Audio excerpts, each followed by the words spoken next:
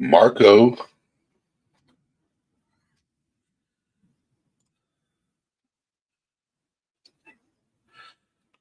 Care Bear, how we doing? Silence, Rep Mom 22, Cool Gamer. Okay, I'm about to drop the link for you, Mr. Barnes. DJ Rogue Knox, Row the Hated. All right, let's get this going. Copy, paste.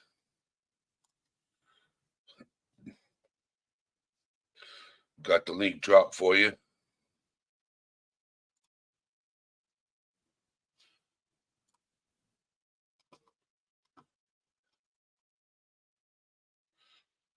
Just want to thank everybody for being here. Let's get some people coming in.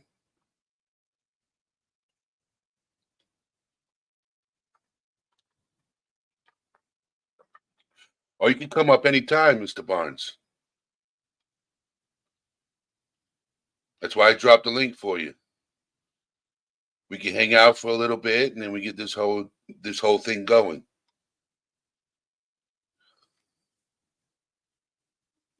Emily.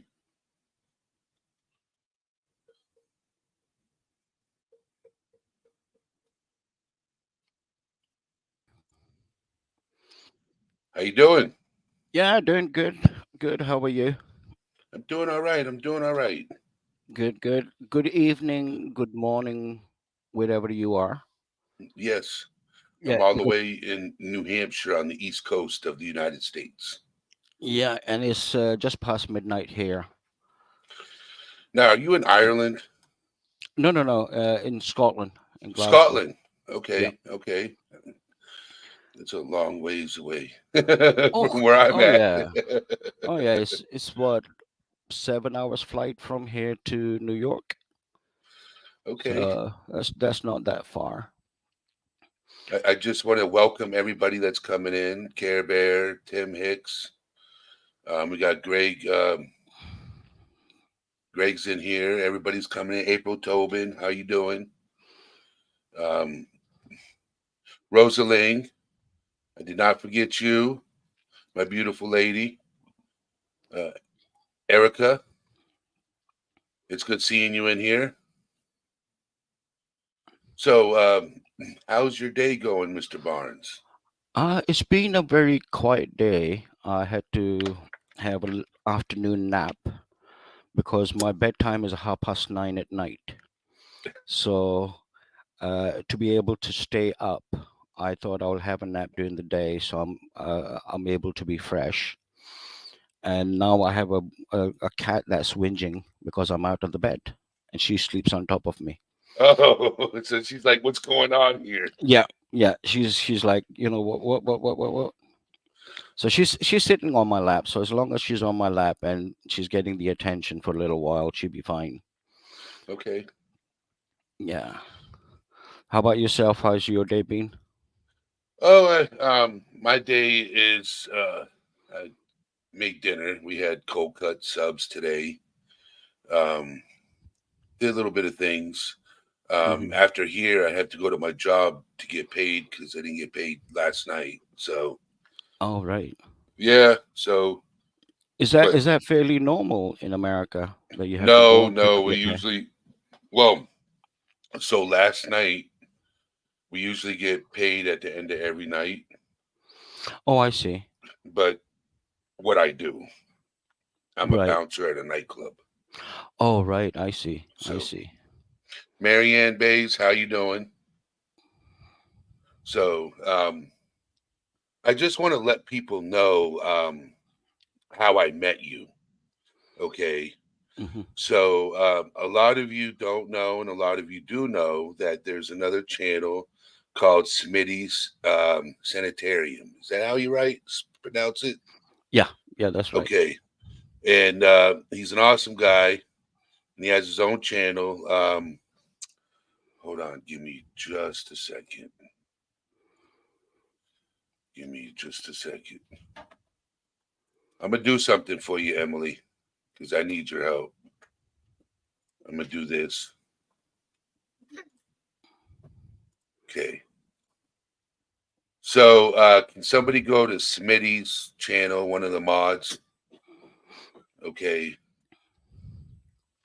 and post his link in chat?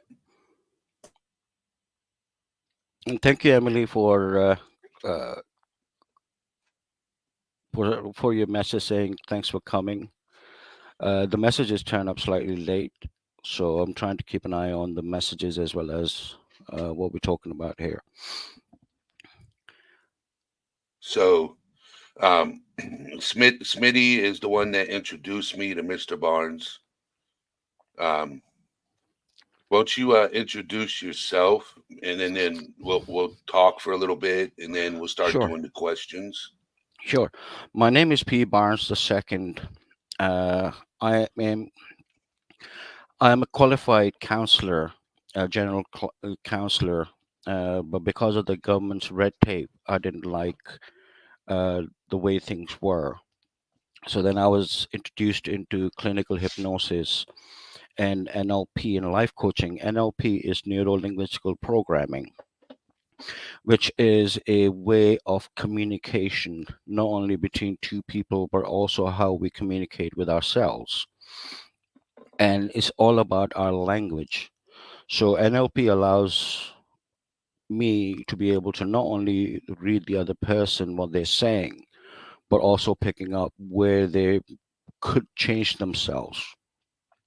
Hypnosis is just a little part of what we do. Uh, so if you want to put in a percentage, so 10% of the work is hypnosis, 90% time of the is NLP. So what I'm going to be doing today is I'm going to be using the NLP.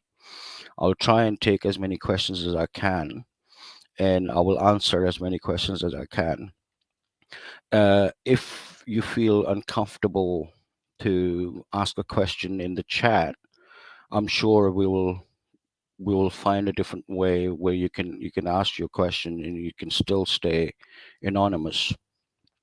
What I specialize is in stress management, trauma, or being all sorts of trauma, and drug addiction.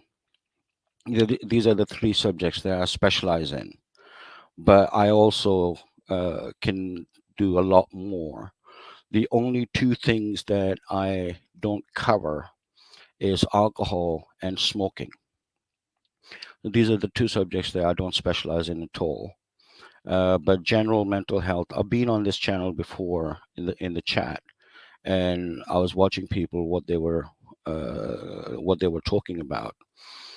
So I will do my best to answer as many questions as you possibly can throw at me.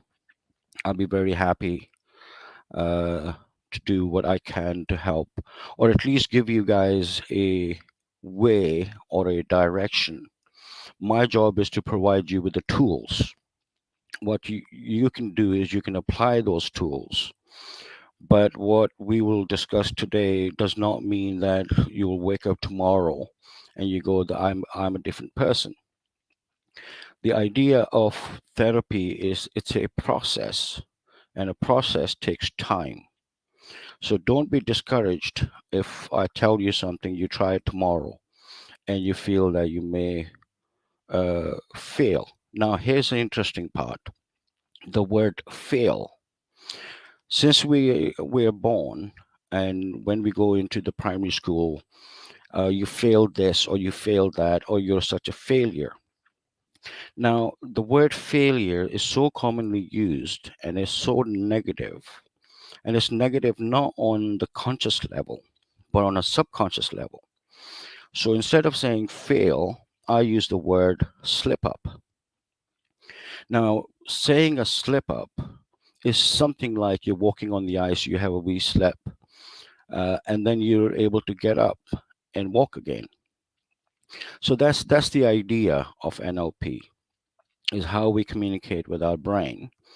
And as the time will pass, your brain will automatically pick it up. So conscious mind is what's happening right now. Then I am talking, you're listening, and you won't feel much different. But what subconscious mind does is when you're sleeping, your brain will pick up about 20% of what I'm going to be telling you today. And then when you're sleeping, it puts into little files and puts it in your brain. So when the time comes, that information will be come out of your subconscious mind into your conscious mind. So what I'm going to be talking about today, when it comes down to the therapy side of things or the tools I'll be giving you, all those tools are in my subconscious mind, not on my conscious mind, because I don't know what the questions are going to be. So all the information will come out of my subconscious mind. So tonight or today for you guys is going to be a lot of fun. It's going to be a lot of fun. It's not going to be serious. I have a sense of humor, and I use my sense of humor as a part of reprogramming our brain. Now, people usually ask me a very simple question: how can we change our subconscious mind so quickly? Now, human brain is a digital piece of machinery, and human brain works in electronics. So there's actually electricity in your brain. So what we do is we change neurons. So neurons are little balls that are connected, which is how we develop as we're growing. So we make connections. Uh, most easiest example I can think of is people wake up in the morning and they go, I need a coffee. I cannot wake up unless if I have a coffee.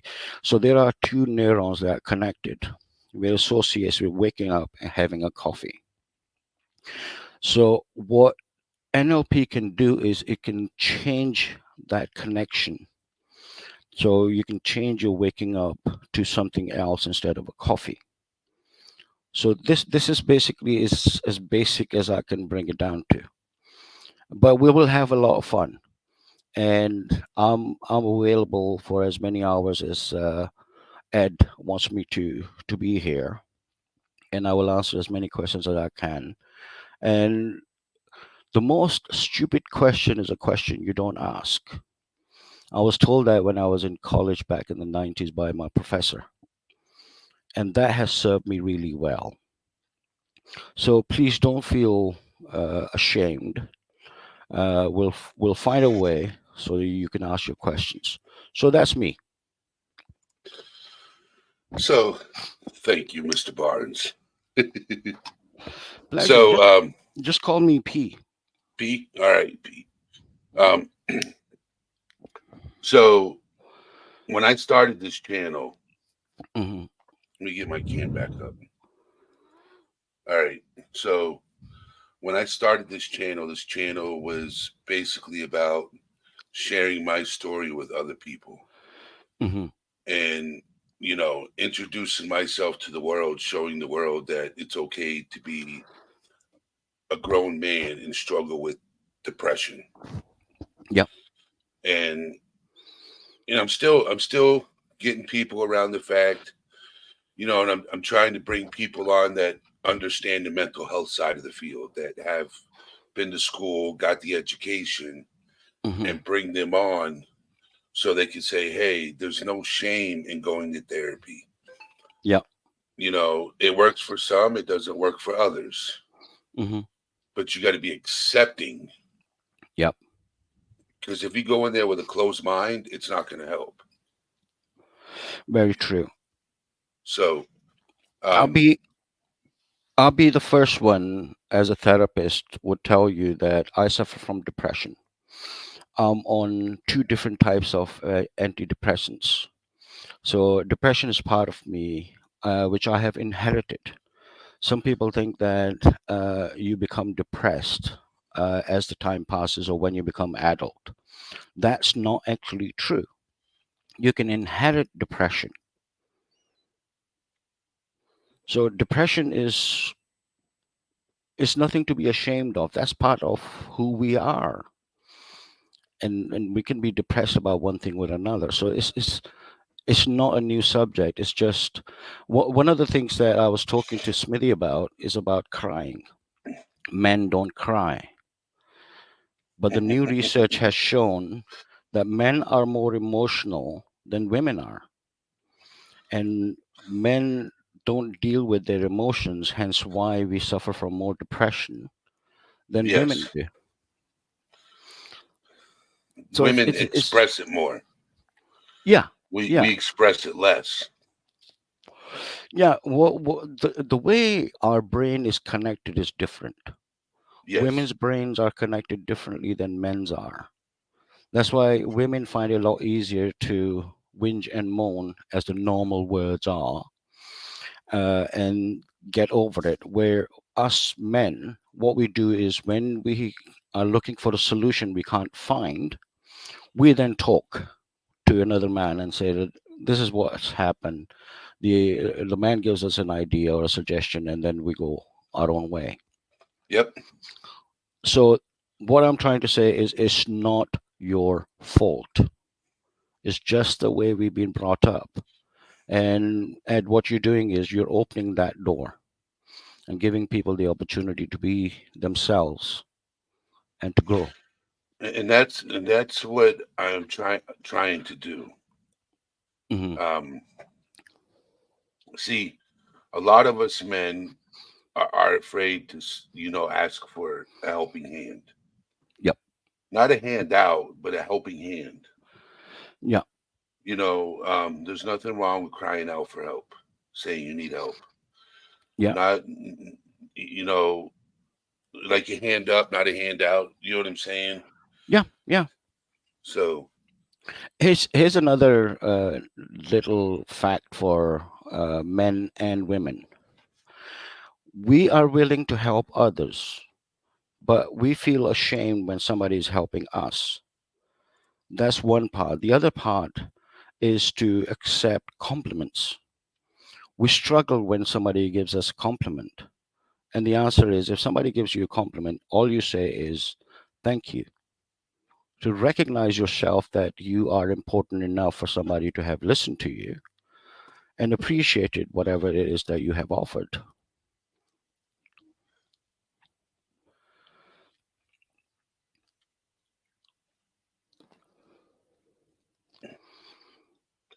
Christina so has brought up a very good point there about her bipolar. yeah, I struggle with it too. He said, Mhm. Debo's Nation's got a good statement. The stigma around mental health is oftentimes harder to deal with than the mental issue itself. I agree. I totally agree. And Debo and I have had a pretty good conversation with that on that particular subject. So I sent you because I know one of the people is going to watch this. Well, two of them are probably going to watch it on replay. Uh huh. Um, the two questions that I asked you, Yep. Yep. they're not here to Okay. listen to it, but Okay. they'll catch it on the replay. Right. Okay. So the first question you sent me was about PTSD, Yeah, the loss of the tragically loss of a loved losing. one. Yeah. Yes. Losing someone that you love is always very hard. So, what we have to recognize, first of all, that every individual's human brain is different, which means we process information differently. So, normally, if you look into psychology and you look into counseling, they have like a chart that you go through this one, then you go through that one. So, denial is the first one, then acceptance is the second one, and then grief is the third one, blah, blah, blah, blah, blah. NLP disagrees with that. So, we can have a process of where we're grieving, and then all of a sudden we go back to denial. So, losing someone, the first thing I tell people, let your brain deal with it. Let your brain give it time. When the time is right, you will start to cry. When the time is right, you will start to think of about things. Now, I have had two losses in my life. one loss is harder than the other. So I lost my dad in November just past. So whenever I start feeling or I start missing my dad, my brain automatically reminds me of all the good times we had. Whereas my other loss, I still haven't cried yet. So that doesn't mean to say that I'm in denial. I go to his grave. I know that he's passed away, but I'm letting my brain deal with it. So when my brain is ready, I will start to cry. So everything or every reaction you have while you have your lost one, it's a real thing. You have to accept how you react is real to you. Be nice to yourself, give yourself time, and things will start to change in your brain time. Not what the world expects of you, but in your own time because you are unique to the person next to you who also may be, grieving for the same loved one. Everyone's unique. Yeah. So does that make sense to the people that are listening down here?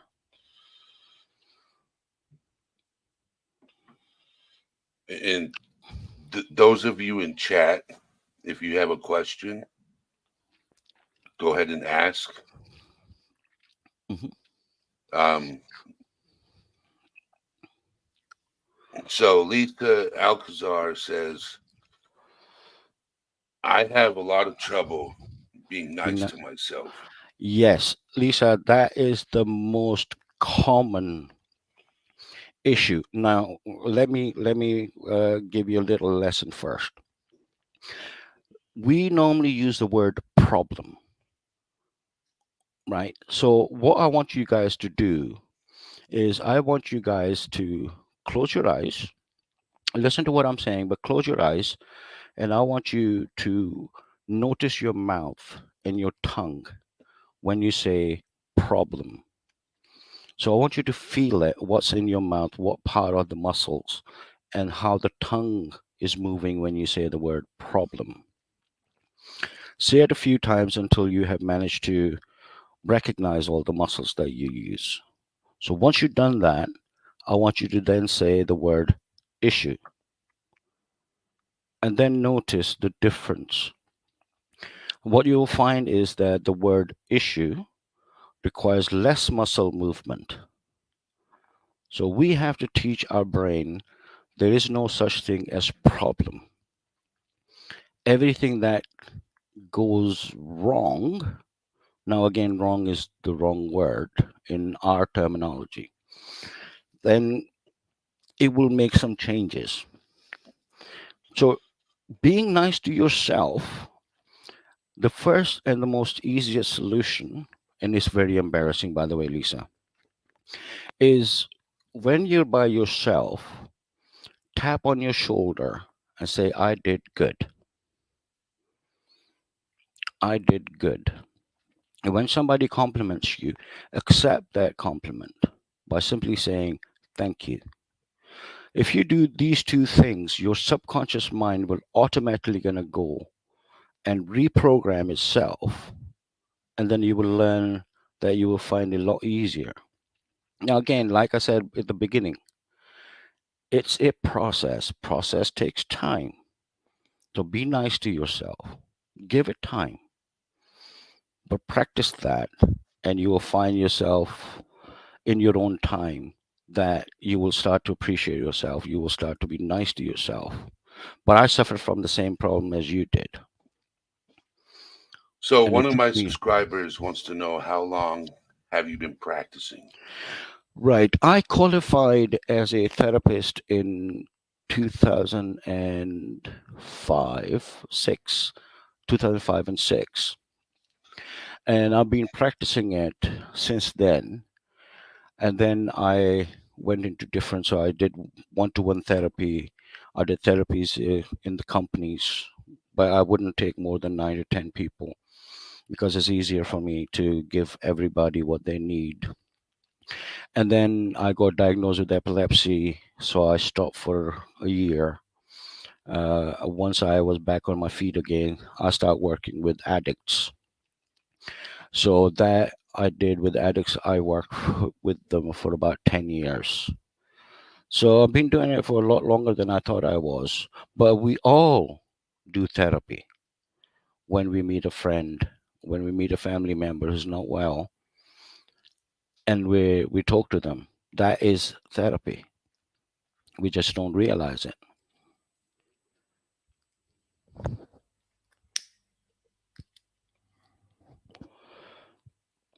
So Rosalie is the one that asked the question, and she said, "Thank you for your answer." My pleasure. And Jeff, it's Jeff H. It's good to see you got here. Um, so we have a guest up. He specializes in therapy, life coach. He's been doing it since 2005, 2006. He's climbing up on 20 years now. Ah, well, I'm only 25. That's a good answer. We never get old after 25. We just love taking our time to do things. So, if you have a question or a thought or something like that you want to ask, he will happily answer. So, um, Crazy B, how you doing? April So, has asked a very good question. She says, I want to cry every day, but I can't let myself, or I will be pain and sick for a few days. April, it's okay. Like I said, what we do, how we think is okay. Sometimes it's okay to be okay. Now, when I had my loved one passed away, I still remember that at 9:30 at night, my time, I got the news and I screamed. And I screamed so hard that nothing came out. Nothing came out. I nearly broke my fingers by punching the wall. So if you want to cry and you can't, how about you try it somewhere where no one can hear you? So it's just you and yourself. And see how it feels. Pain and sickness, I can understand that. uh, I have been talking to a couple of people on the chat. They suffer from serious health issues, and pain is one of them because it's in their nervous system. So their body hurts even though they're not doing anything, but yet they are living day by day. We It doesn't mean to say that you look at somebody's pain and you go, oh, they're a lot worse than I am. Never compare your pain with somebody else's pain. Your pain is your pain and your pain is real. So never deny yourself for what you feel. But go have a wee scream in a closed room, or when your home is empty and people can't hear you. Have a scream. Some people are writers. I'm a writer. So when I'm in a lot of pain, I start writing things down, and that kind of helps me. So what you need to do, April, you need to find a way which helps your brain to process the pain that you feel and what makes you help cry. So you try different things until you find something that your brain agrees with you. I hope that answers your question.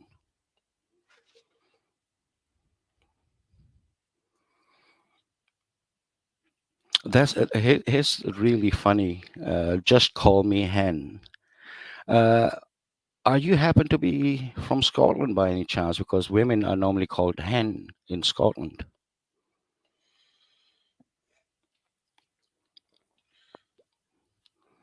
Let's see UK, next question. UK. Yeah, She's no, no, she's no. You would never hear hen being called in England. If you call somebody a hen in England, you'll be in trouble. she's if I'm Yeah, correct, she's from the yeah. UK and she does it on purpose. Oh, we have our own language.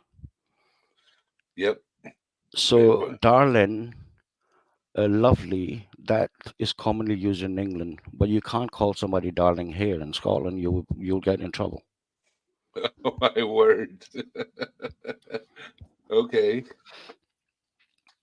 But you'll be fine because you're not British. So you can say that you can get away with it. Somebody will correct you. So Row the hated as a nope, my name is actually Hen and I am from England. Oh, okay, cool, cool. Okay. Said the UK. I was right on the UK. Yeah, I mean, It, UK is part of Scotland, England, Wales, Northern Ireland. There's a four so parts, which makes it UK. okay. I didn't know that. It's new Hmm. to me. I'm not from Europe, so I don't know Europe that well. I just Hmm. know most of my DNA comes from Europe. Oh yeah, oh yeah. So, is there a single indicator or metric that shows a person when when they are no longer being supportive or have moved to enabler? Right. Okay. What I want you to do, Road the Hated, I want you to simplify that for me. I know what you mean, but I want you to simplify that for me. And there is a reason behind it. So if you simplify that for me, within that simplicity, you will find the answer. Most of the answers to our questions are much simpler than we think. It's the simple little things that we find much more pleasing than complicated stuff.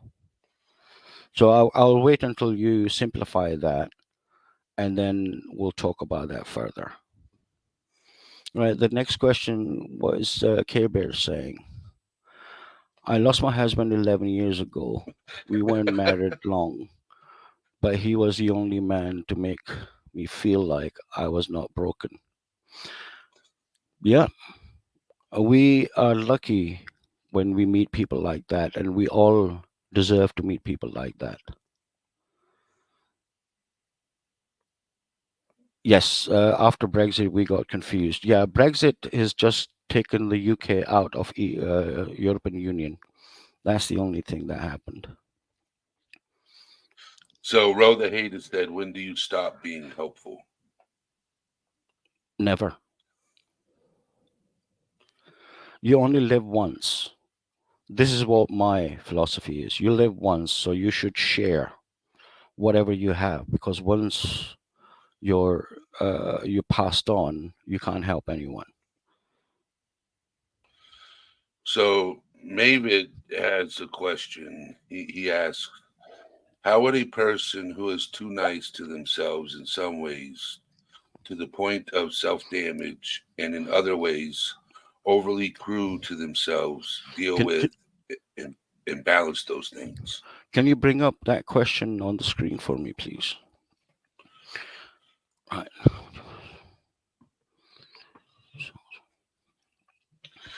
Okay, Mehmet, that's a very good question, and that's one of the things that we commonly, we as in general, do that. When you are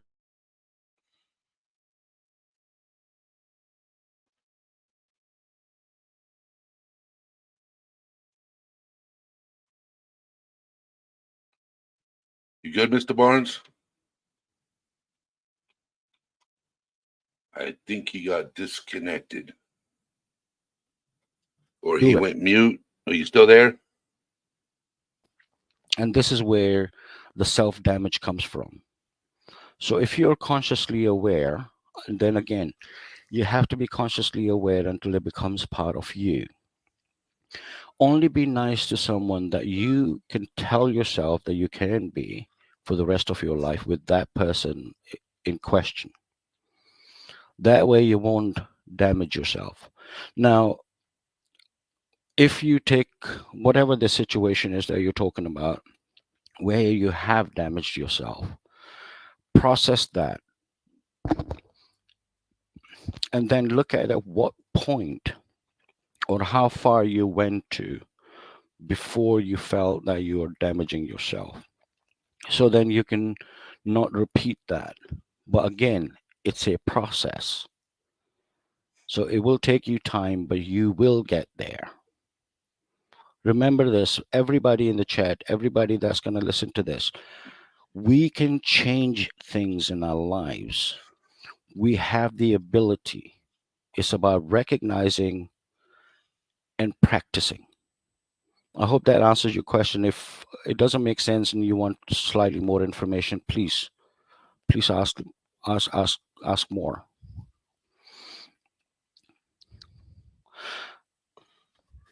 Row the heated.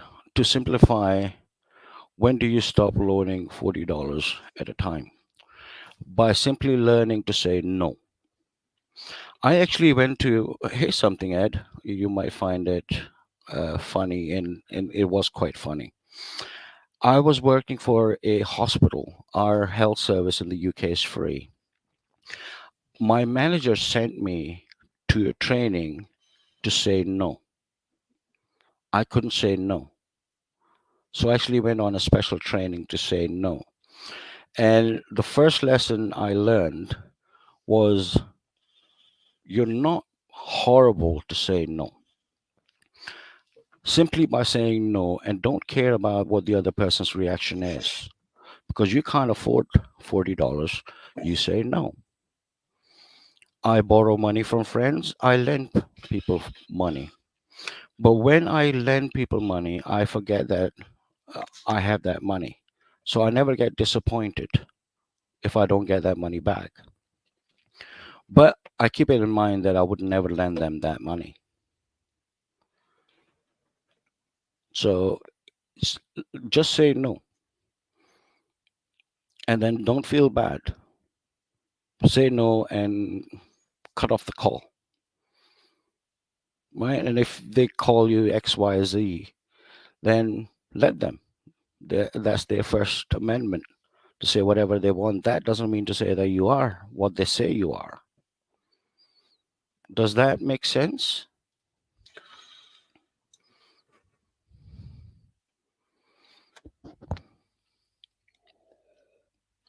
Crazy B says I need that training. Uh, I think most of us do. It was interesting. My manager actually recognized the fact that I couldn't say no to have sent me onto that course. But yeah, it was interesting course.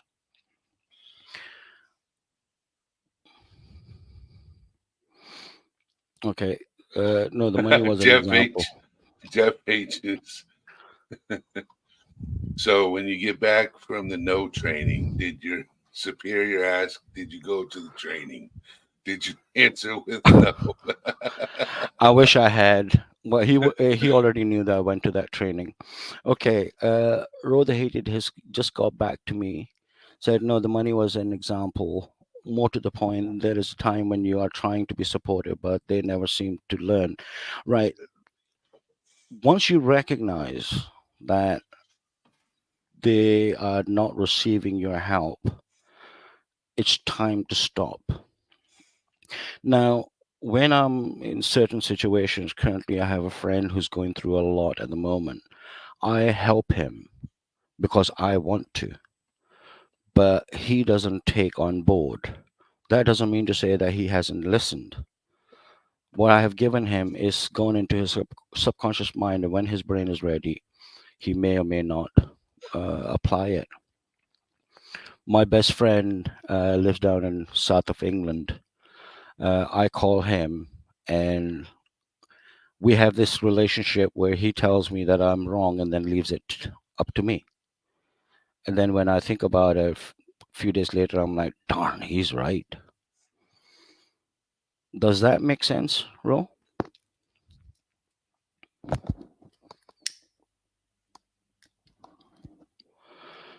Crazy B, that's a very good that's a very good point there.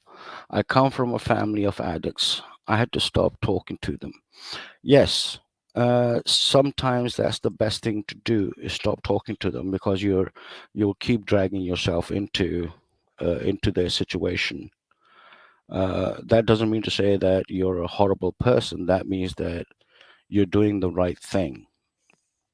I have worked with addicts, uh, and it was horrible at times, and I cried, sometimes with them, sometimes by myself, because had addiction, they couldn't let it go. Um, but not talking to them has helped you, then that's good. Stick to it. So David asks if women are less emotional than men, then why do they seem far more emotional than us? Maybe that is because they are able to let their emotions out, whereas men aren't. When we show our emotions, we are rather subtle in showing our emotions. But that doesn't mean to say that we're not emotional beings. That's the difference. I think it's more that if we express our emotions, we get looked at differently. Yeah, Here, yeah, and here, I don't know how it is over there, but here in the U.S., you're kind of told that you got to man up. You can't, be mhm. weak at all or anything like that. And I don't think having emotion, breaking down and crying or going to see a therapist makes you weak. Yeah, and this is not just America. That's international.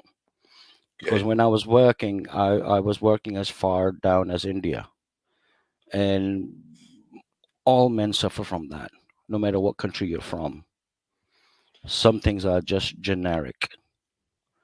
Right, Care Bear has said, how do you teach yourself to stop worrying about something, letting go over what you don't have control over? Right, okay. Stop worrying yourself is a complicated process. And that not just women, men do the same thing. You have to talk to yourself and ask yourself how far can you go to help someone, and you go that far. Now, one thing that I learned from another therapist in the US, that was, I had just newly qualified. I was seeing I think it was my first or the second client. And I was keep questioning myself that I don't think I was doing my best. So I was talking to another therapist. There is a particular website which is for therapists only. You have to show your qualifications to get onto their website. And this other therapist said to me, when you do it with all your heart, and that is your best. I hope it makes sense, but if it doesn't, or if you have another question related to that, please do type up again. So when you became a therapist, what made you become a therapist? Right. Okay. I was receiving counseling for abuse and my general depression. I used to take everybody's problem on board. I used to go out of my way to help them and then get disappointed and heartbroken when they wouldn't accept my help. So I started going to counseling. And as I was seeing my counselor, one day I just turned to her and I said, "You know what? I could do this job." And she said, "Yes, you can." So the next week I went over, she had the application form for me. And she said, "Fill it in." So I filled it in. You had to write an essay. I can't remember what it was about. So I wrote an essay and I sent it over. She paid for the postage because I couldn't afford anything. So I thought, yeah, I've done it. I'm not going to be accepted. And then a week later, I got the letter saying I've been accepted. And that's how my journey began. Prior to that, I was a software engineer.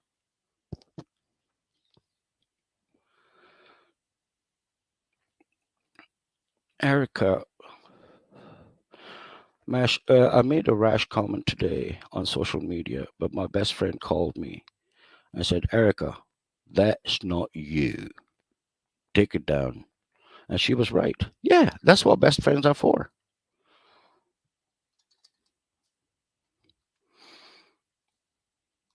Right. What's the next question? I'm looking. I'm looking Hmm. because they're communicating with each other in chat. So I'm looking. Anybody else have a question? So they're all going. Right. I You're mean, breaking up a little. can you hear me now? Yeah, I can hear you now. Okay.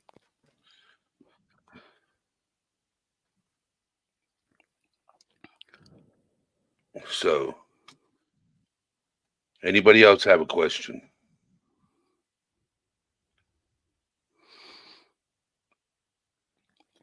Just So call me hand. Just call me hand. Saying you have to learn to let go so they can learn to fend for themselves. Yeah, but the question is, do we know how to let it go? Because what we generally do is we so-called let it go, but then we feel guilty. I could have done this better. I could have done that better. This is one of the common things we all do, no matter what country you live in. So when that kind of situation comes in, I always remind myself that whatever I did the best I could based on what information I had available to me. That's how I deal with it. some of your friends there, Pete. Ooh, Some of your yeah, friends. yeah. I can, Why do I I? can see. Some of your friends there, Pete. Why do Yeah, I constantly have dreams about chewing gum and it got stuck in my teeth? Some of your friends there, Pete. uh, I Uh, can't, Erica. I can't help you. The only person that can help you is your crazy nut friend. She be able to help you. Erica and I, we just recently became friends, but she's an amazing person. April has asked, is there ever hope to having a relationship with a narcissist? The simple answer is no. Run. Run as fast as you can, run as far away as you can, now, change your number, go in hiding because I was in relationship and I was married to a narcissist. I have a narcissist family member and 48 years on and I'm still fighting battles so because my I need to. question for you, P, with that Yep. statement Hmm. is I have somebody in my community that is a narcissist and admits it and is getting the help for it. Okay. Hmm. And his girlfriend is also part of my community. Hmm. Okay. And she's not, but she understands and she's in a successful relationship with a narcissist who has been in treatment. So from what I Okay. understand is there's some that will accept the treatment, and accept that they have that issue. But then I can understand when there's others that don't accept it. Then I can Right. say, yes, I would agree running away far, far away. Right. First of all, we have to read on what narcissistic sociopaths is about. Narcissism is not something you're born with. It's something you develop over a period of time. So underneath your brain, there is little two balls on either side, which is a normal size of a marble. Those shrink, and that's what stops their part of their emotions and part of uh, manipulation that starts. If that partner is receiving the therapy, I will keep my eyes open. I will test the waters. But based on my personal experience with narcissist sociopaths, they are very good at showing you what you need to hear, what you need to see. Uh, they don't, sometimes they don't even realize that they are narcissists. They look at your face, they read your face, they listen to your words, and they automatically react to it. But I wouldn't get into a relationship with a narcissist. I nearly destroyed myself. I destroyed everything I had, and I had to rebuild everything. So that's what my personal suggestion would be. Advice is a stronger word. That what I would suggest. But keep your eyes open. Look for Now, that changes. is it true that there are two different things, that not all narcissists are sociopaths? There is narcissists, sociopaths, and there are psychopaths. The ones that are in prison, serial killers, they are psychopaths. Sociopaths obviously want best for what is best for them, and they will take whatever it is from you. They feel threatened What about a by spectrum? Couldn't they be on a spectrum? that. I can't answer that question. I have to be very honest with you, because I only studied as far as I needed to recognize and identify the people that I was dealing with.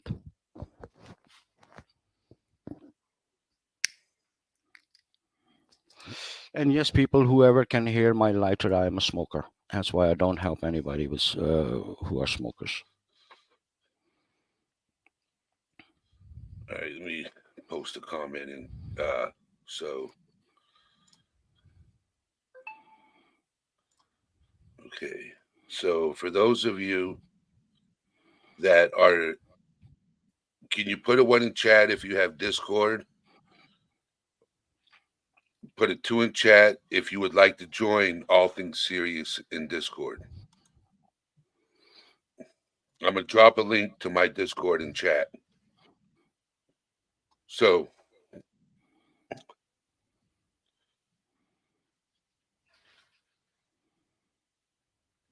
and if you don't have Discord, the link I posted is, you click on it and you can subscribe, download or log in with Discord, and it'll send you right to my platform.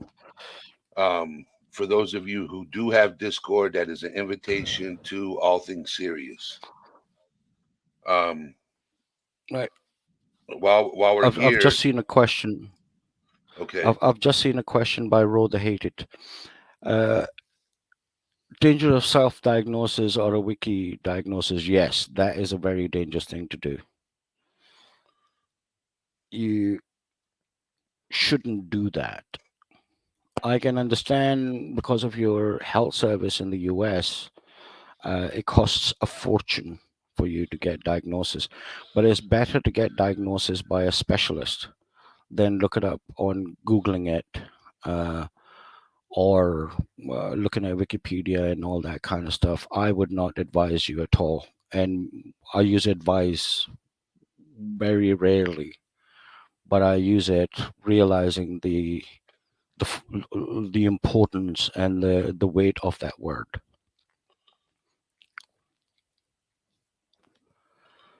So Debo's Nation said, being strong is not how hard you can hit, it's how hard you can get hit and keep moving forward. Nothing will hit you as hard as life will, but you have to keep taking the hits and keep moving forward. Yeah, but is life about getting hit?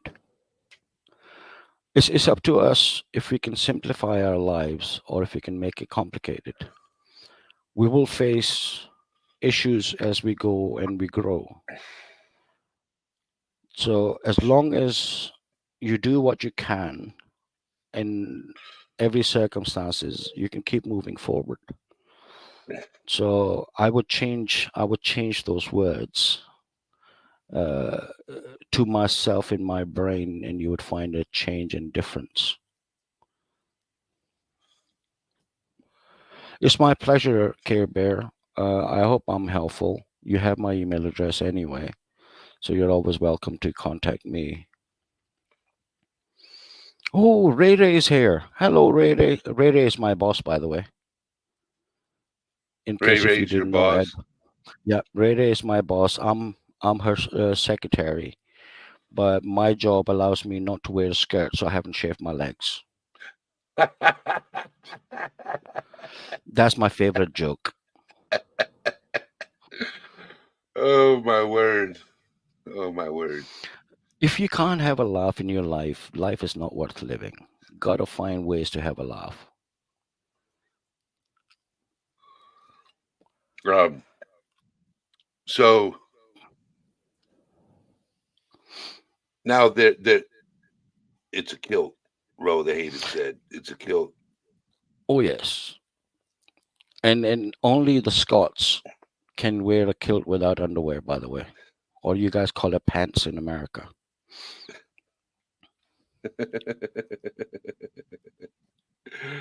uh, so Debo's Nation. S- just to let you know that after we go live, if you happen to be on Discord and you see the microphone open on All Things Serious, you can always join in chat. We're always open for people to come in.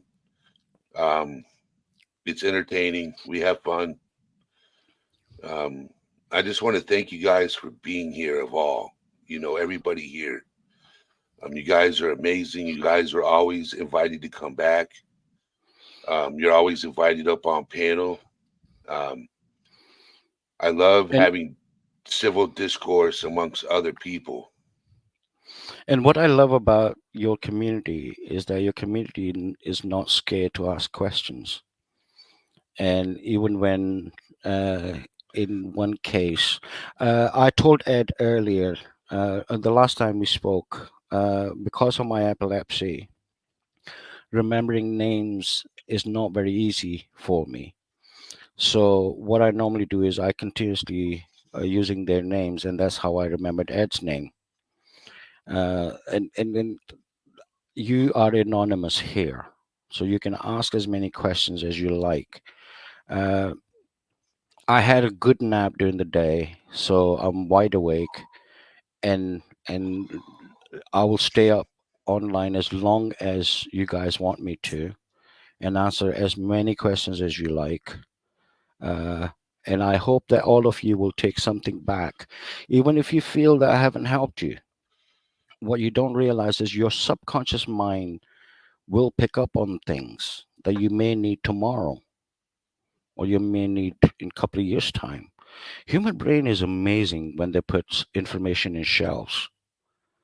We grow up and then something happens, piece of music plays, or you hear something, or you hear a sound, and that gives you a memory. So this is how amazing the human brain is. Insomnia is treatable by medication. Why make life so difficult? I have insomnia really bad, and Mm, before, so I probably shared this story many times. Um, but having you here, so I did things a little bit different in my life. Okay, hmm hmm so I was an alcoholic for 15 years. hmm I quit drinking by admitting myself into the mental hospital to get help, hmm not for the addiction, but for the mental health aspect. hmm hmm Um, the addiction, I was in the hospital, so if anything happened coming off of it, I was in the hospital already. hmm Okay, so when I was in the hospital, they diagnosed me with PTSD, insomnia, hmm bipolar disorder, and quite a few other things. hmm And I've been getting help ever since. hmm Now I never went through the AA, the Al-Anon, which has helped hmm a lot of people. Yeah, but it's But not I for never, everyone. yeah, I didn't do it. Because the thing with me is that I knew the reason why I drank is to cope with depression. I wanted to hmm bury it. Well, Yep. now since it's already out in the open, there's no reason for me to drink Mm-hmm. because everything's already out there. Hi, how you doing? Nice to meet you. You know what Mm-hmm. I'm saying? Mm-hmm. So, but I do tell people that if it's working for them, Yep. you do it. You keep doing it. Yep. If that 12-step program is helping you to stay sober, you do it. You get that 30-day chip, you get that 90-day chip, you get that 1 year chip, get the 10-year chip. You know what I'm saying? You keep doing whatever helps you be sober. Yep. Okay. Um, Yep. because living life in the now is amazing. Mm-hmm. When Yep. you're messed up mentally, you know what I'm saying? You're not able to live Yep. life in the now. Yep. I So, can give you an example. I was addicted to coffee. I used to have my own mug. Uh, oh, here's mine right here.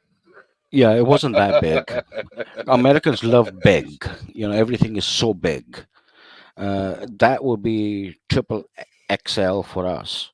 But I was addicted to my coffee, and I stopped just one day. I don't know why I did, but I just stopped one day, and I now drink coffee only during the winter. And Scottish winter, we do Celsius. So once it comes down to 2 degrees Celsius, I will have 1 cup of coffee a day, and that will be more than enough for me to stay warm. So it's a very good system. I went to AA meetings just to learn how people process the information. I got the book as well, and I read through the books. It's got some really amazing ideas in there.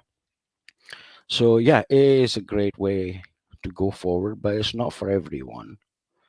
But if it works, it works. Why not?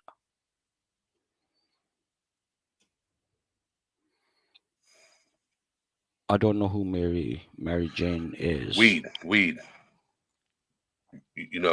Oh, marijuana. weed. Oh, right. Okay. Uh, my personal experience was amazing. I had my very first. We call it skunk. Skunk and weed are different. Skunk is very dark green, brownish, solid. So you put a lighter underneath it to soften it up, and then you put it on paper. I had half of that, and I couldn't make it to the toilet by myself.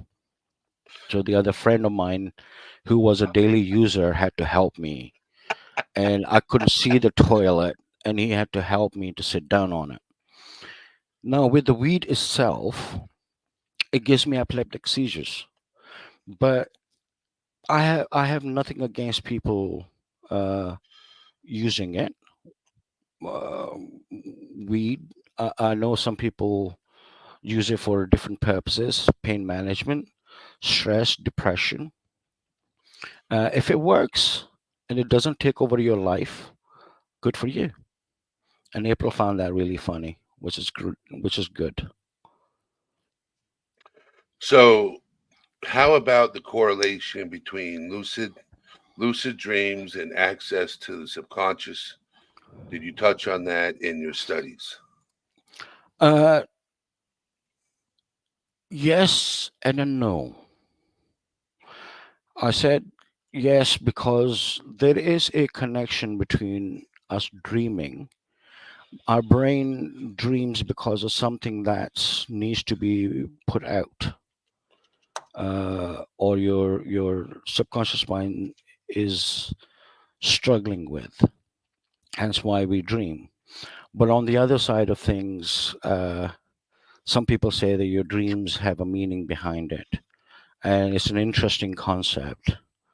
Uh, your dreams is a way your brain processes information or takes off the pressure of your conscious and your subconscious mind.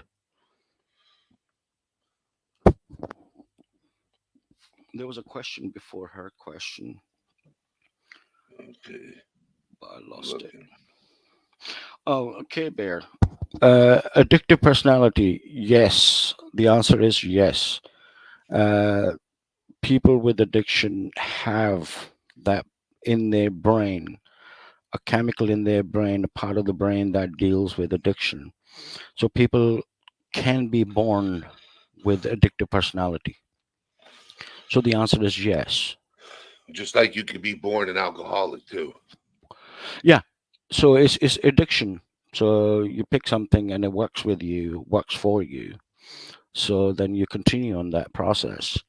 But s- unfortunately, one thing leads to another.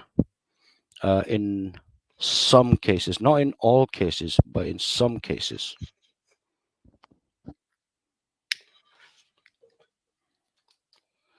My You're niece is getting a lot supposed to of be people that here are as well.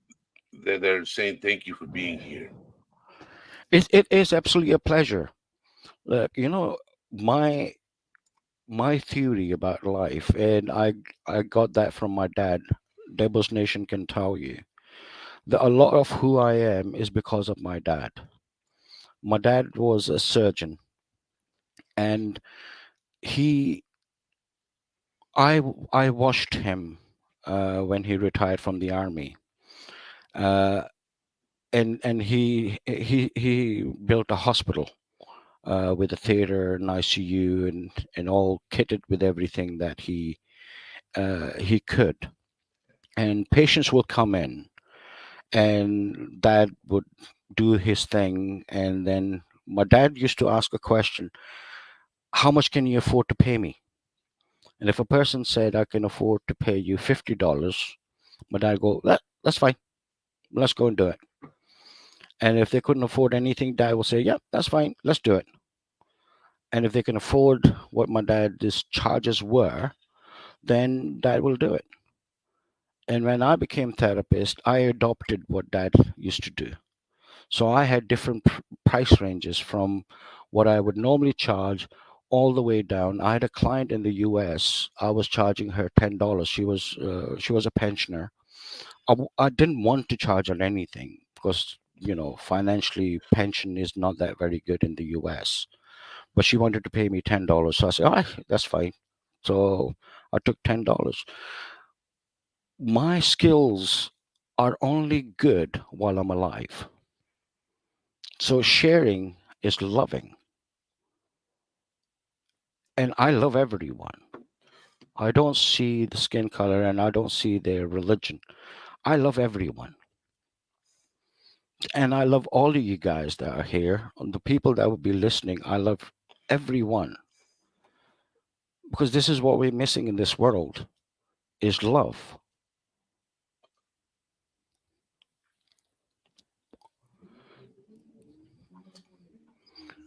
I don't know why Devo Nation said thank you, but you're welcome, my friend. So Maven asked, he said, how much of addictive tendencies are nature and how much is nurture? And can you reprogram them? The addiction that is part of your human brain can be reprogrammed, but that is something that you will have to be consciously aware of.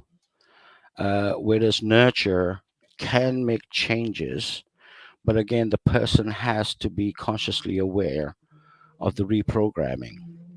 Now, I'll give you an example to go with it.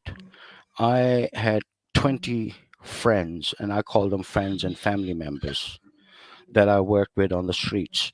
Unfortunately, heroin is fairly common and very cheap in the UK. So most of them were heroin addicts. So heroin brings you down, so they had to take cocaine to bring them back up. So out of those 20, only three managed to kick their habits and now living an amazing life. But the other 17 were coming out and back, out and back. So it's a you can reprogram it, but you have to be in the right state of mind or at that place where it's just where mentally you are, where you're capable of letting go. You probably hear a vacuum cleaner in the background now. Or is that vacuum?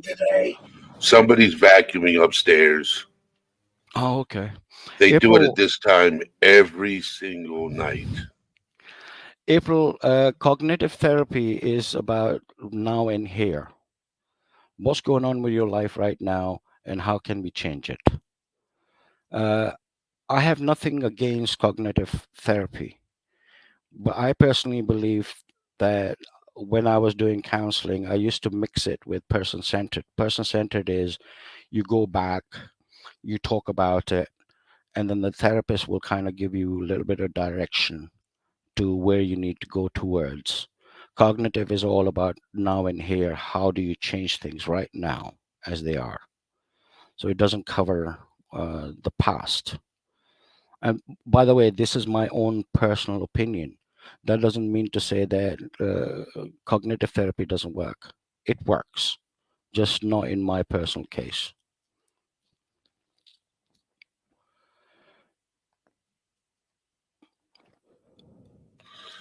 How do I feel about online therapy?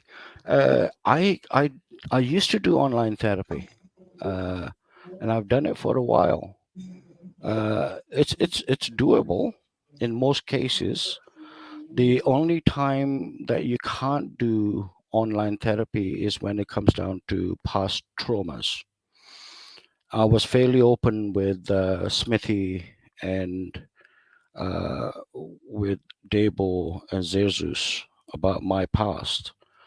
When it comes down to certain kinds of abuse, uh, it's best to do it face to face in person than online. But in most cases, online therapy does work. But yeah, I can only do that when I'm talking to the person. That's the most important part.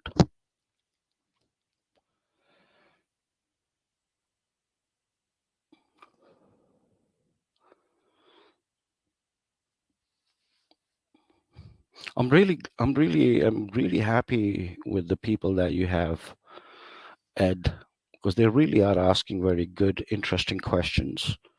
And I'm really glad that they are so that I'm able to answer those questions.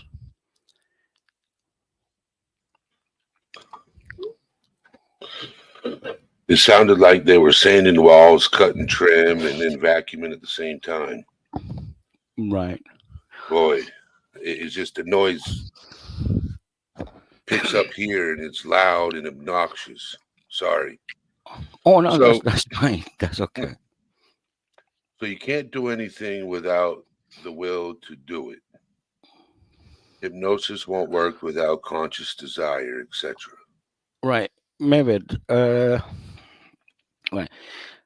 Hypnosis works with everyone, even if you're not willing to be hypnotized. And in the UK, we are not governed by the government body. We are governed privately. So we have organization, general hypnosis organization that takes complaints in. And I have in the past, some of the people that are here that known me for a while, I have hypnotized people without their consent, but only in the case where there was a suicide case, and hypnotized them and got them off the the thought of suicide. It has worked sometimes, it hasn't worked in the other times. But hypnosis, I can hypnotize everyone and anyone, but somebody who's willing to works quicker. If somebody's not willing to, but there is a threat of a self harm or harming someone, by the law, I can. But in America, I can't because I don't know what the American laws are. But in the UK, I can, and I can't be sued for it.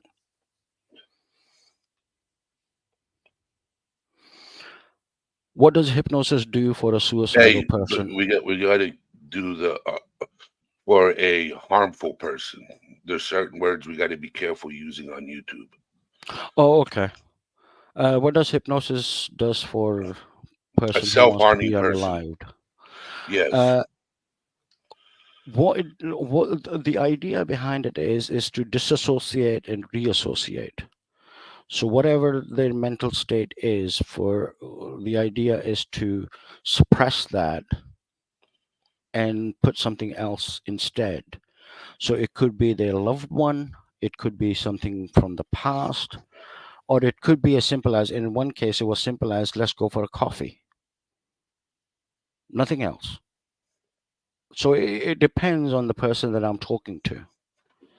And when I'm talking to them, I'm working out keywords and how they think and how they process information. So based on that information, I use it uh, and bring them back. But it works sometimes. It doesn't. Uh, yeah, but saving one life is worth it. But you won't be successful every time.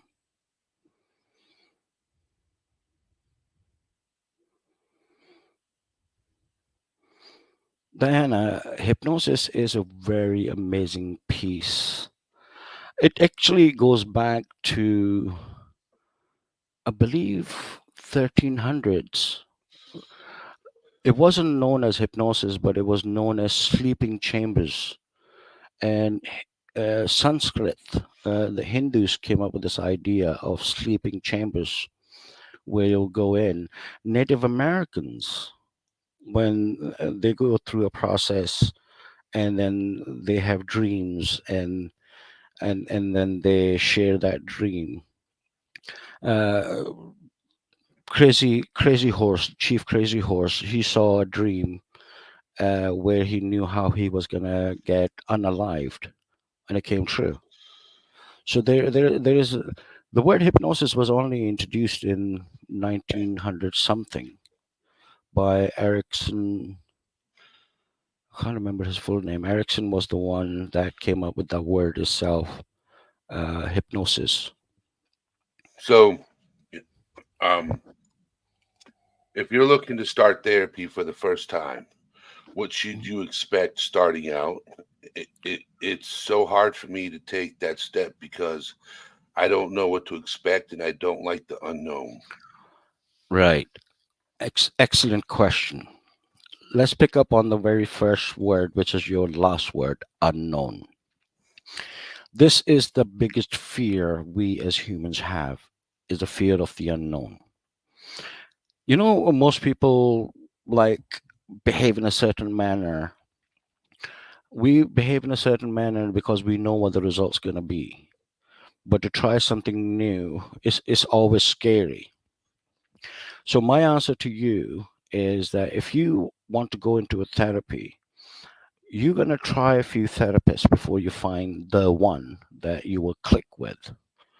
So if you are going into a therapy, go into therapy with this thing in your mind that it may or may not work. You don't have to share, you don't have to pour your heart out on the first session. No therapist expects that. I never expected any of my clients who came to join me for the first time that they're going to tell me the whole truth. So it's building a relationship. I've had clients that come to see me, and instead of taking their money and saying, yes, of course I can help you, I said, you're not ready yet. So give me a call in 3 months' time or 6 months' time, and then we'll see if you're consciously ready to be helped. So if you're looking into going to therapy, give it at least 3 sessions before you make up your mind if you feel that you can trust that person, even though that we take the oath that whatever said in the room stays between us and doesn't go out, unless if it is to do with harm. But try different therapists until you find the one that. But give yourself at least 3 sessions first.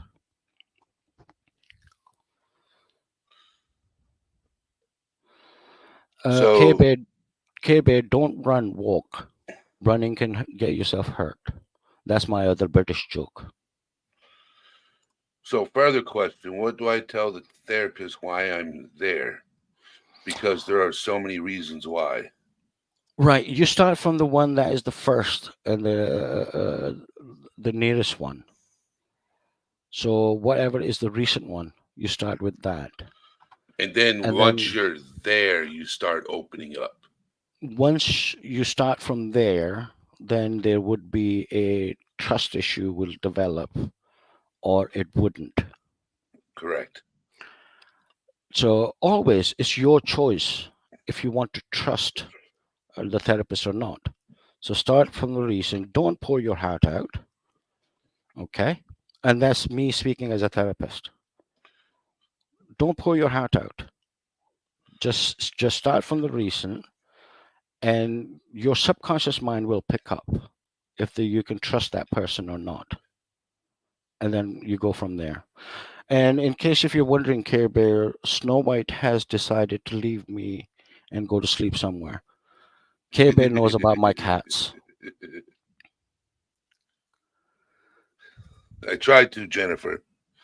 I'm trying. I'm trying to bring on different people, and yeah, I'm working on it, one thing at a time. It's slow start, but we're getting there.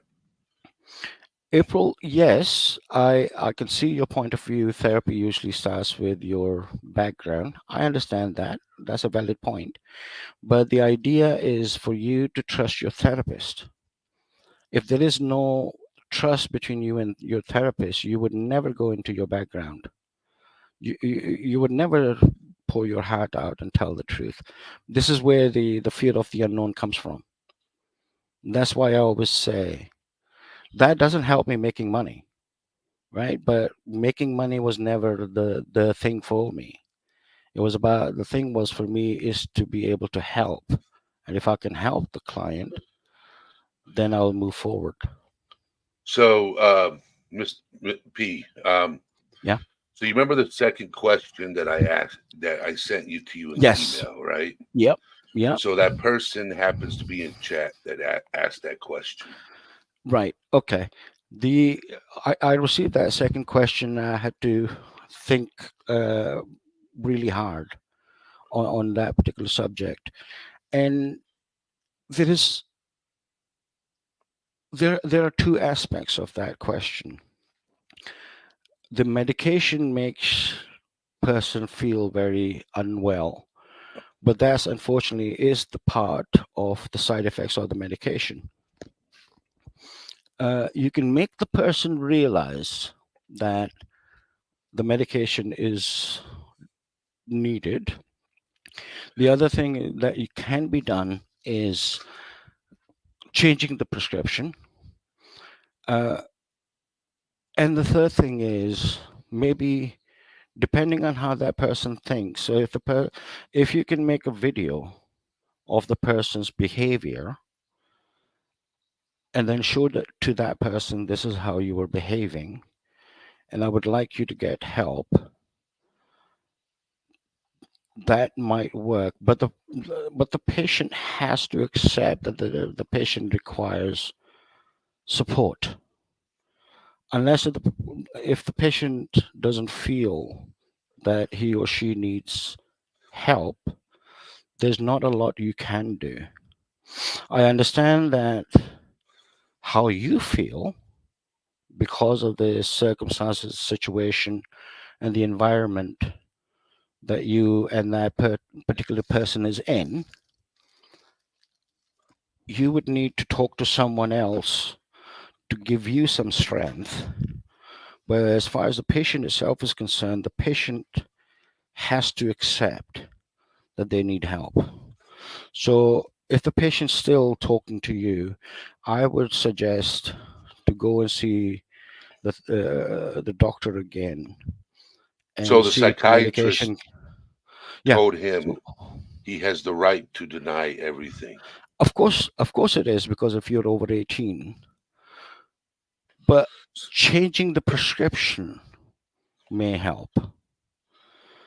And yes, you need strength and you have faith.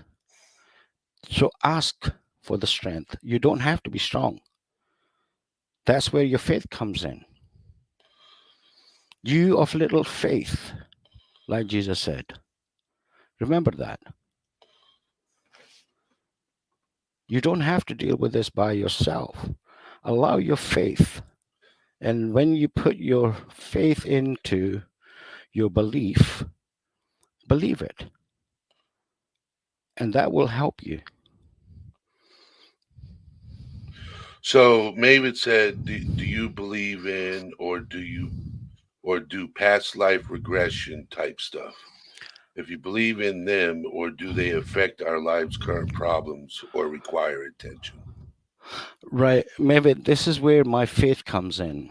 I don't believe in past lives. Past lives, I know what past life regression is. It's about people belief in that they have lived before, and it's been rebirth. If that's what you mean, unfortunately, based on my faith, I don't believe in that. And because I don't believe in that, I don't use that part of the therapy. Okay, he goes to the church with you and begs God for to help him. I think you need to ask God to help you to put your head on his shoulder and take away your pain for just a little while God gives you the strength that you need. But yes, he can deny it, the medication. But since he's saying that, that gives me a feeling that he's still willing to ask for help. So change of psychiatrist, change of medication might be a option. Now I take certain medication for my epilepsy, and if I don't take it on time, it gives me nausea, blur vision, and on very few occasions I can't help my nausea, I guess, physical. So that's basically taking the medication. One third of it is working, the two thirds come out. But I take it because I know. But then that's just me. That I know that I need these medications. But there was one particular medication that was really making my life very difficult. So I had to get that changed. Change psychiatrist and look for different medication. All medication will have side effects. So sometimes we just have to accept those side effects. Some side effects are worse than others. Oh yeah. Oh yeah.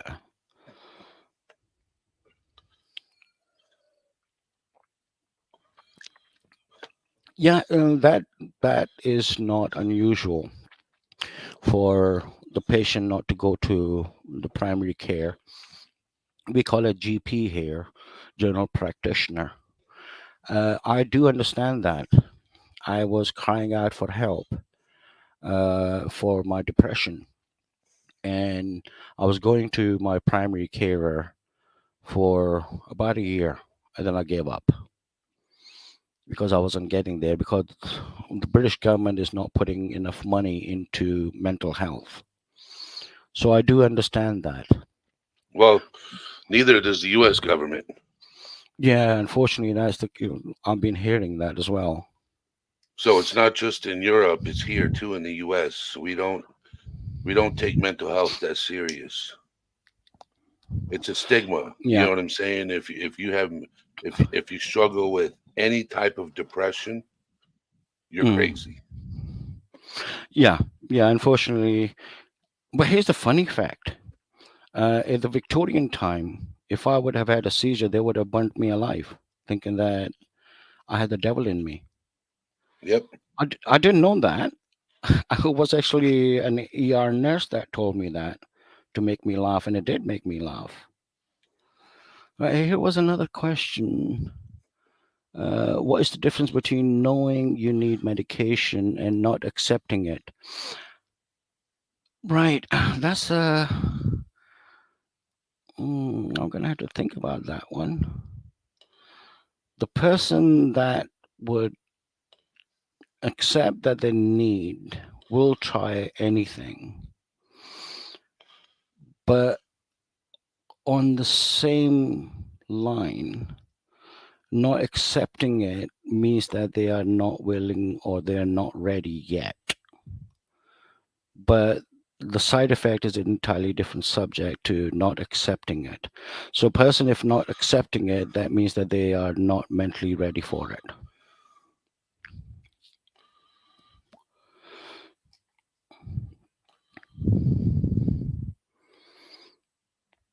Well, Erica, if you need medicine, what is your brother got to do with that? That should be between you and your doctor. Your brother ain't your doctor. If he needs his arse kicked, you let me know. Anything, anything I would say, Erica will be ready for me to come over because I have a few friends in Michigan and she's from Michigan as well. So that's got nothing to do with your brother Hen. You go and do what is right by you and for you.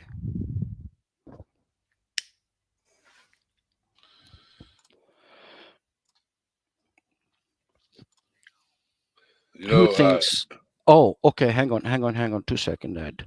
He yep. thinks government has something to do with all of this. Yes, that's a very common way of thinking. Everything he's thinking every day is real to him. But to give him hope, and psychiatrist is the only best option that you have. My therapy skills is not going to help him. One, I don't specialize in that subject. Two, uh, the only person I know in America that he who specializes in this is Richard Bandler. I have seen a couple of his videos. He's from California. I don't know if he still lives in California, but Richard Bandler is the one that has worked with people with the illness that you're talking about. So, Maven has a question. Hmm. He said, "Do you have a thought of where people's?" He keeps going that the past life memories come from. Uh, Mevit, I don't know. And since the fact that my faith uh, makes me stop in believing that, I really am not the right person to give you the right answer because this is where the ethical issue comes from. The ethic is the reason I don't practice it is because my ethic is to do with my faith, my religion. And it will be unfair of me to help someone with something that I don't personally believe in. Like I said, I don't help people with alcohol and with smoking because I love my cigarettes. And I have so many friends that are enjoy a lot of drink, and I realize that I'm not going to be the most helpful person. So yeah, that's what I can say with confidence. So I'm going to ask chat, the ones that are here, put a one in chat if you'd like to have P Barnes the second come back on the show somewhere down the line.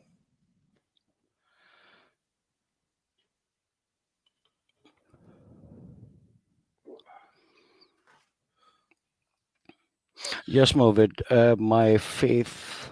Uh, some people can say my faith restricts me. I'm happy to accept that as an opinion, but thank you for acknowledging that. Oh, seems like we're getting a lots of ones. Debo's Nation and April really want me, and Diana putting too many ones in. That's my joke, by the way. That's a British joke. So this was so Ro that hated you'd come up too. I love you, bro. Uh, He said one with a panel of your most effed up people. Well, he's on a panel with one of them. Soulshine, I respect your faith, and us as human beings, we are at the stage where hatred has become so common, uh, and love has kind of disappeared on the personal and from your heart. I love everyone. Your faith may be different to mine, but that doesn't mean to say that I can't respect and love your faith, because we, at the end, are following. The best way I can put it, religion, right? It's like a diamond. We start from one point, we go in different directions, but we end up on the same point to the top. That's that was my granddad told me that, and I always keep that in mind. And I respect every belief, every faith, even if it is different from mine, because faith in religion is all about loving.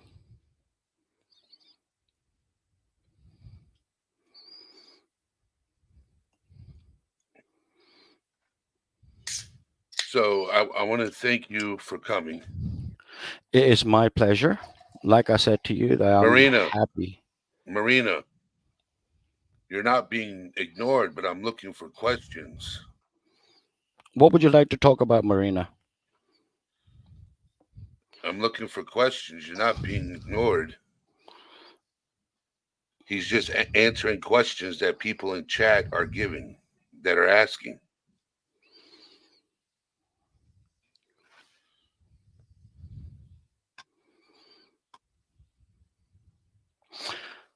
Right. Rule the hated.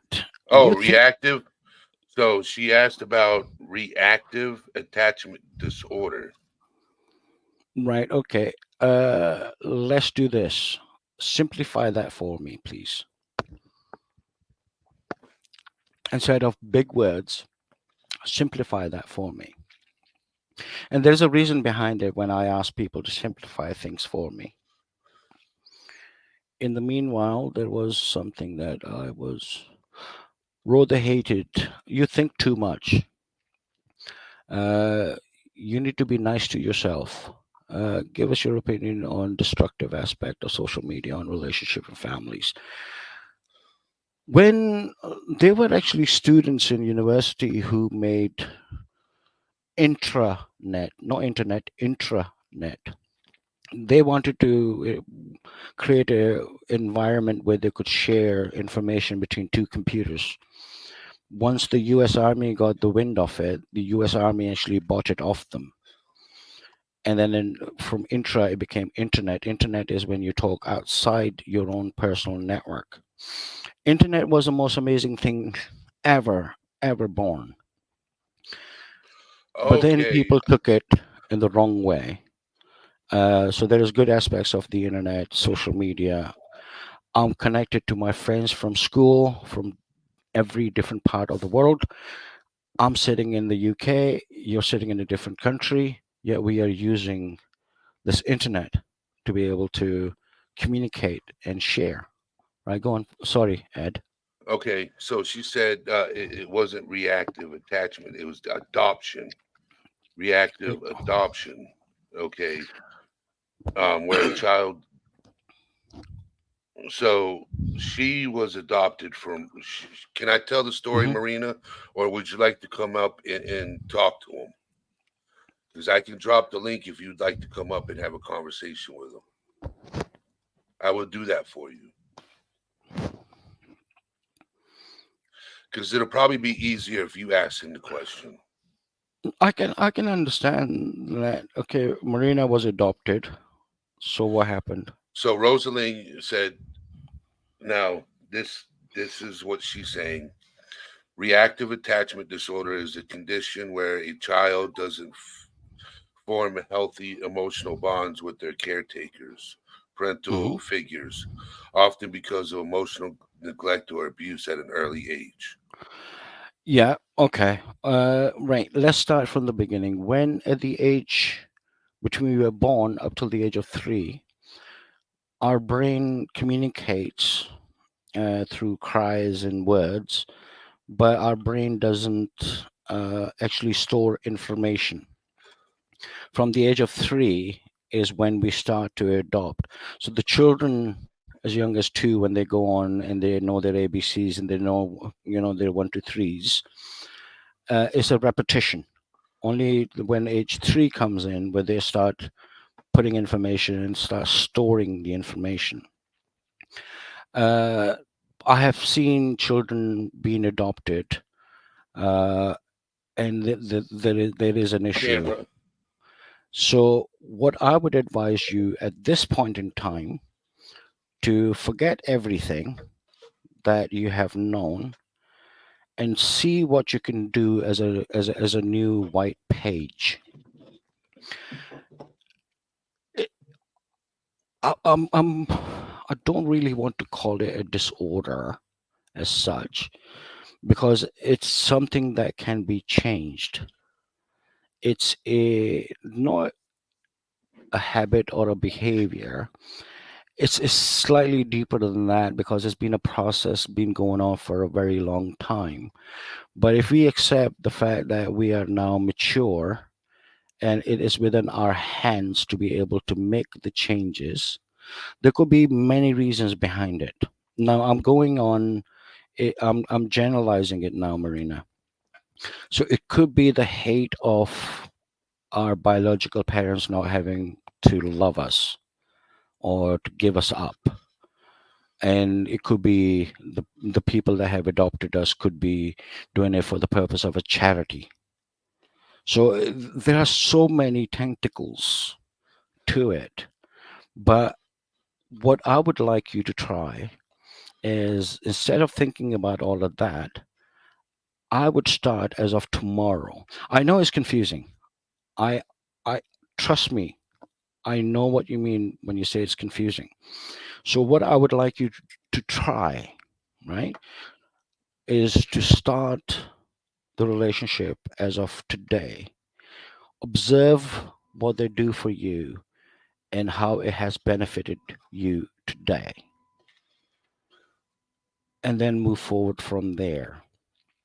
No parent is perfect. My dad made a lot of mistakes, even though that he was a great man.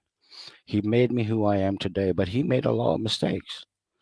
When I got married, I tried my hardest not to put those things that I hated in my children, but my kids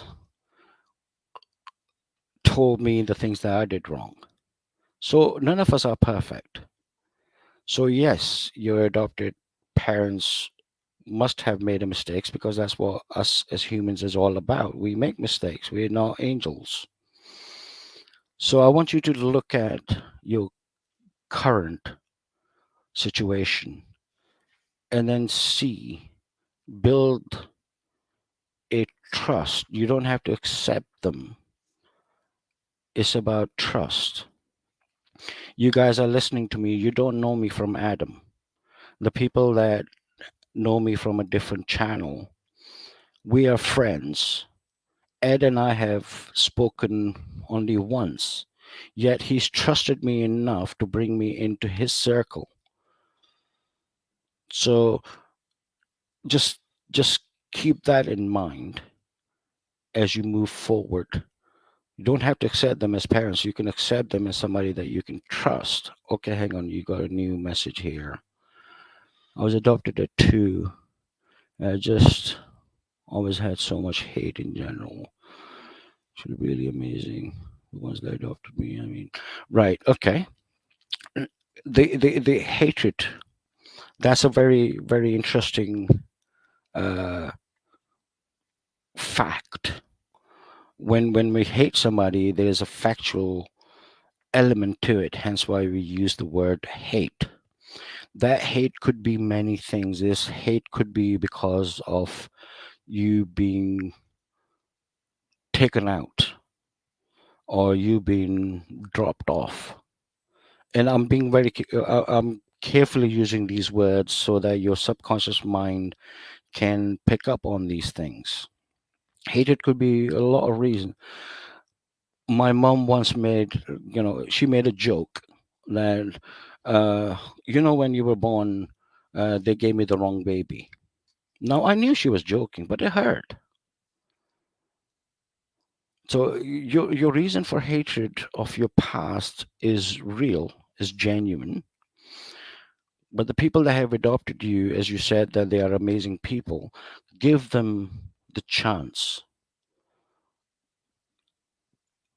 Look at what they are doing for you right now.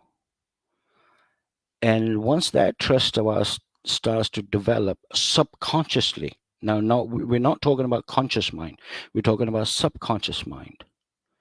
Once that trust is developed on a conscious level of what they are doing for you, how they are going out of their way to give you the comfort that you need, then your brain will start to go back and accept it. I'll go as far as to say, take my words blindly. And the reason I say blindly is because I don't know you and you don't know me. I have no reason to give you something to harm you. Because the only relationship you and I have this moment is that I have skills and I have tools, and I'm happy to offer it to you. And it's up to you to take it on board, try it, and if it doesn't work, it doesn't work. What's the worst can happen?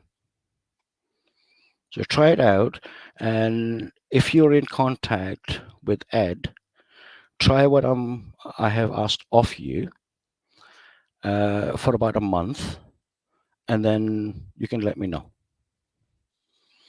I know, Marina, that you keep them at a distance. We do that to keep ourselves safe. I can relate to that because there are certain aspects of my life where I'm doing the same thing. But just try out my theory for a month and then let me know. Okay, we missed out some more questions. I can give Marina your email address if Yeah, that's fine with you. yeah, but give it to her after a month, not now. Yes. So Marina's gonna try for a month what I've asked of her, and then Marina and I will have a wee chat.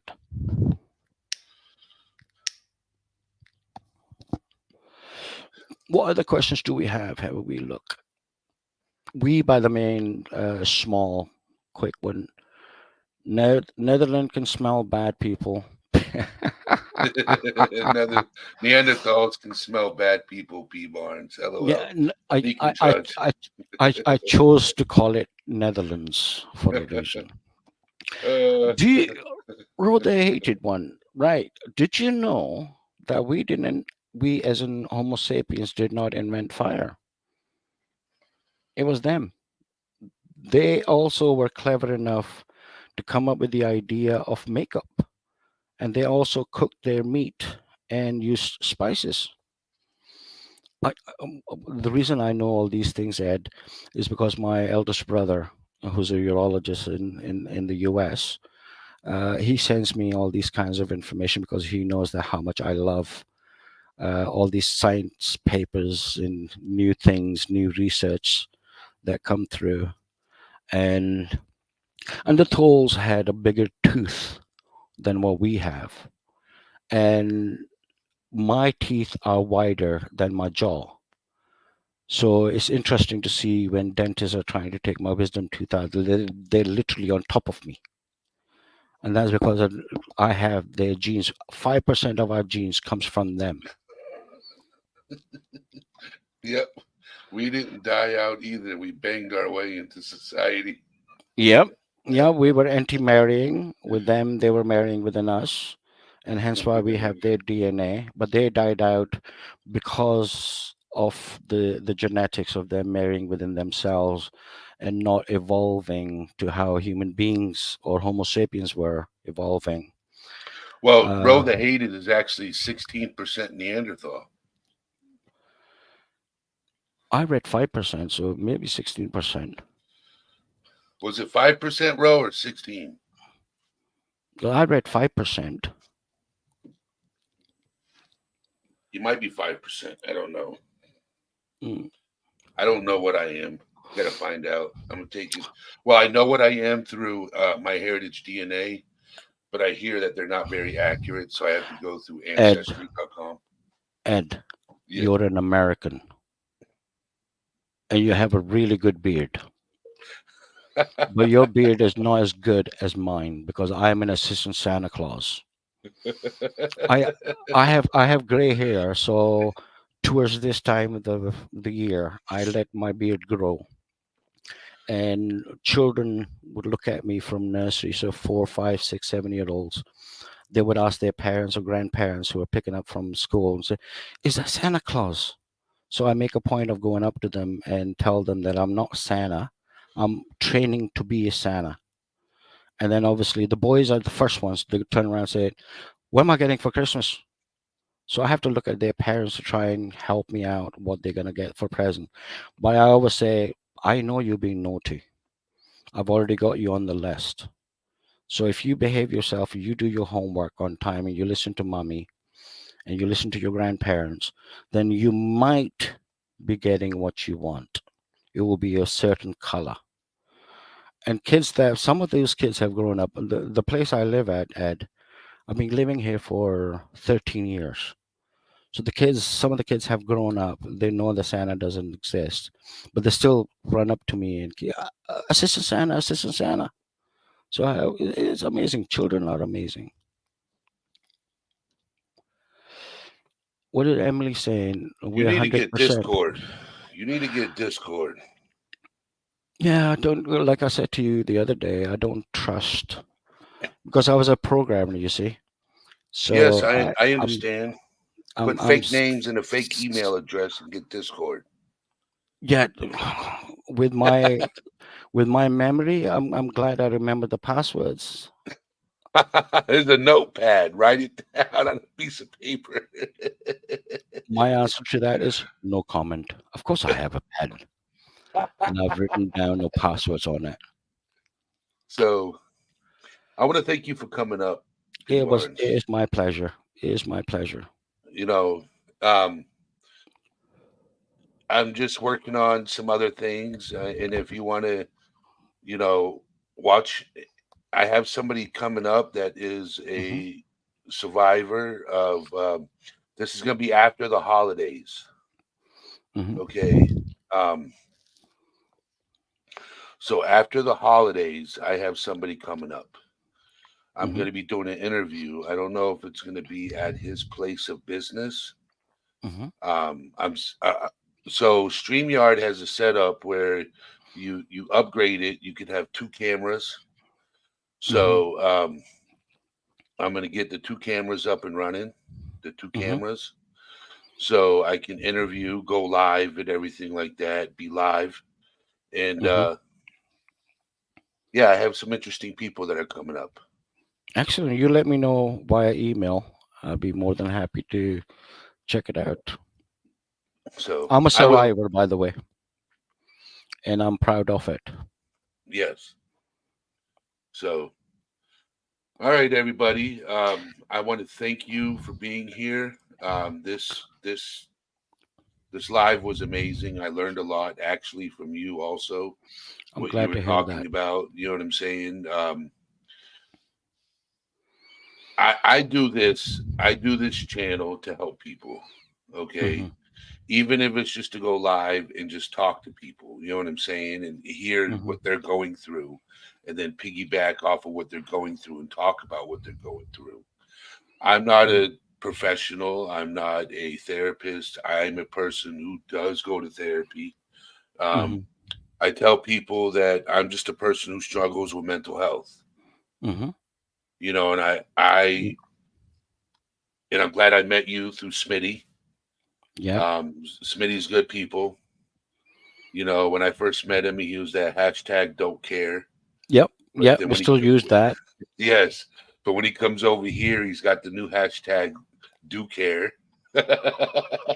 Oh wow, that's a new one to me. Yeah. When he comes over here, he does hashtag do care. Okay. Everybody's saying that this live was very informative. Thank you really, really for coming in, trusting me, asking me questions. Uh, it is absolutely a great pleasure that I have had you guys come in asking me questions, and I will definitely, I'll give you this much of my word.